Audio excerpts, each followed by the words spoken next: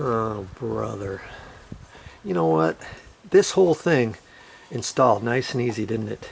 And I told you it should have a time delay on it or something, and there's a way to adjust it. Well, look at this. This is how it came. It says security, switch controlled security. And usually you can get these where you turn the light switch on. Of course you have to have it on. And then there's usually a seeing eye or something up here, so that a motion sensor. Well, this one apparently does not have it. I don't see anything on it. I'm gonna have to go back to the store because after I turned it on, it's not going off. You should be able to leave the light switch on, and then this will go off during the day.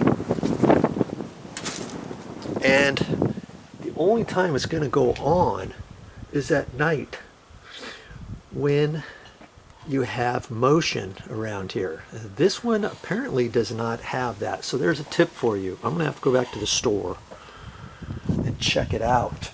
I thought, I must not have read this closely enough. I thought because it said security, that meant it was going to be motion censored.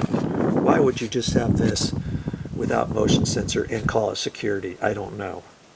Okay, but they should have another one very similar to this, probably going to cost a little bit more, that is controlled exactly the same way. It gets installed the same way, and then you'll have a little thing where you can adjust it for motion up to 10 feet, 15 feet, whatever, down the little side of your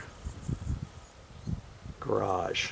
Okay, so I'm not quite sure how I'm going to title this, how to install a light fixture maybe, or something, but you know, any other type of light fixture basically gets mounted the same way.